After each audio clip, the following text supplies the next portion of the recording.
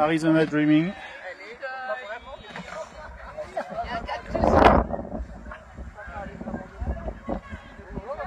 Donc il n'y a plus qu'à trouver des couvre-sols qui soient jolis, mais le poisson cacté est en place.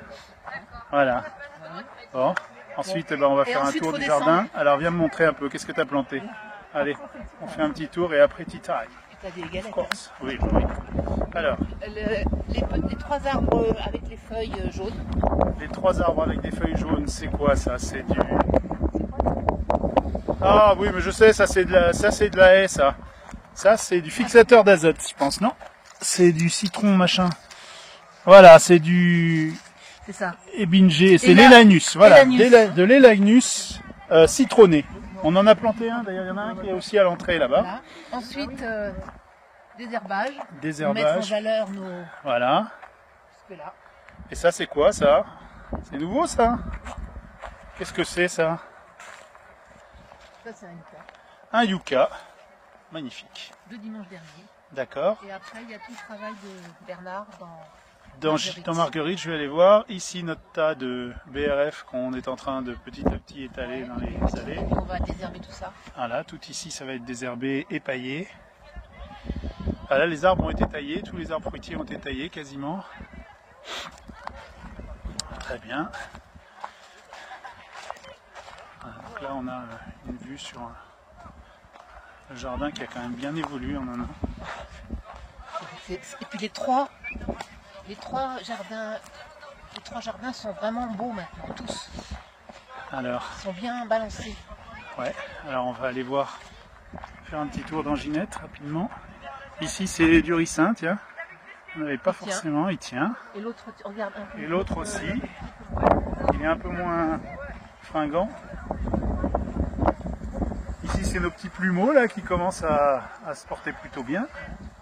Ceux de là-bas, regarde comme ils sont beaux les plumeaux là-bas. Ah oui, tout au fond du jardin. Ouais. Ce qui est très beau, c'est ces fleurs jaunes qui sont permanentes. T'en as des nouvelles tout le temps.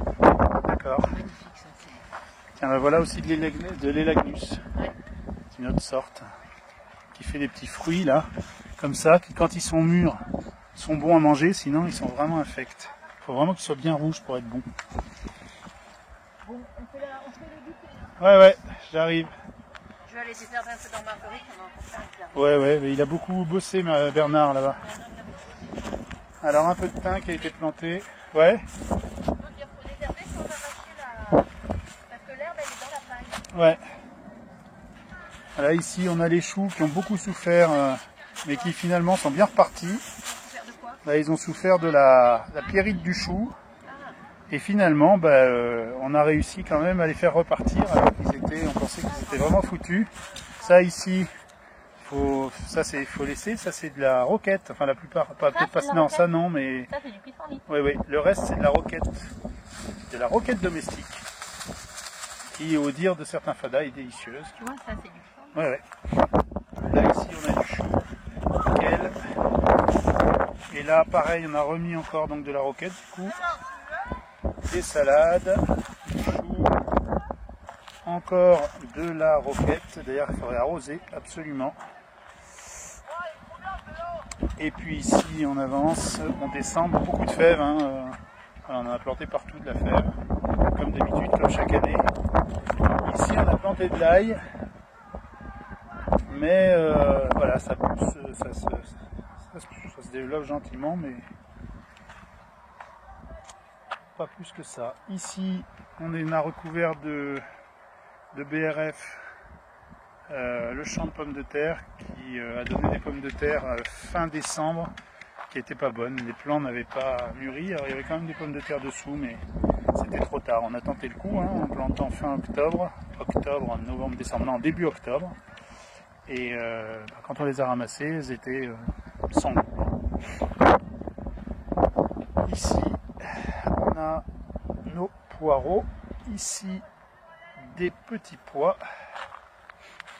On a aussi planté encore du thym, plusieurs plants de thym. Tout ça c'est pour créer aussi des protections contre les envahisseurs, parce que le thym et toutes les plantes aromatiques en général ont tendance à repousser avoir des vertus pour repousser les prédateurs de nos plantes, parce que ça brouille leur sens, paraît-il. On teste cette année.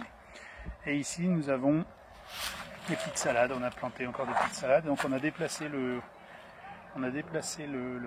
la verrière qui au départ était là, en fait qui était tout le temps à l'ombre en plein hiver, donc du coup on l'a déplacé ici. On va voir ce que ça va donner. Voilà, toujours des salades. Ici pareil dans l'autre petite serre, on a également des salades. Ici c'est des noyaux, à partir de noyaux c'est des arbres fruitiers. Ici ça doit être un pêcher. On en a d'autres. Ici par exemple un pêcher parti du noyau.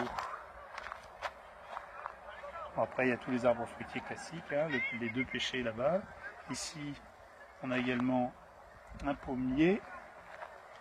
Là la mare qui a été quand même bien aménagée, bien arrangée. Voilà. Les poissons, eux, sont plutôt au fond parce qu'il fait quand même assez froid, donc ils sont dans la vase, les gambusies. Ils remonteront quand il fera meilleur. Ici le poirier.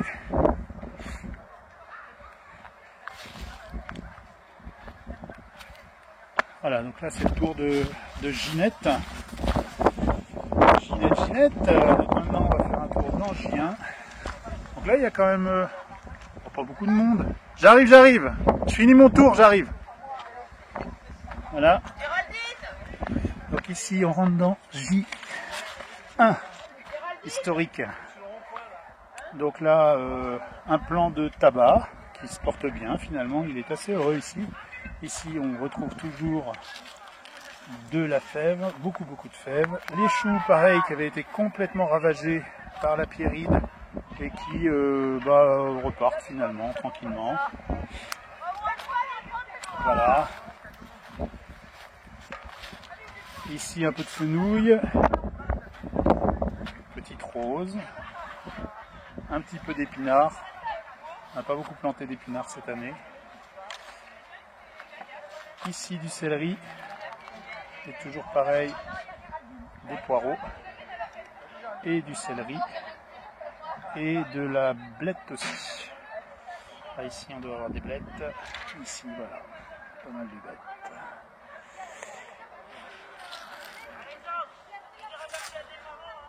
Et de la betterave un petit peu. Un peu de betterave. Il y a toujours des plants de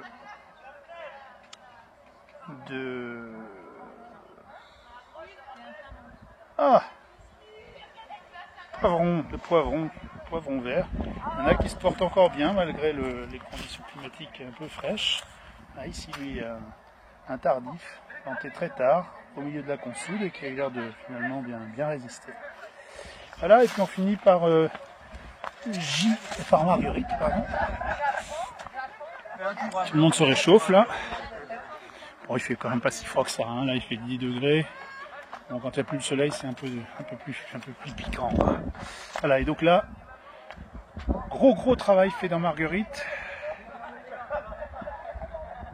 Donc on voit ici que beaucoup de choses ont été paillées, il y a pratiquement plus de mauvaises herbes, les buttes sont pratiquement toutes coffrées. Enfin, si on reprend le film il y a 3 ans, je vais peut-être mettre en commentaire pour regarder la première année de construction pour voir ce que ça donnait au départ.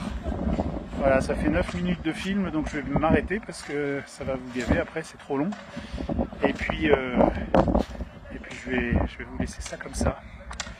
Voilà, et ben ça se termine pour aujourd'hui. À bientôt.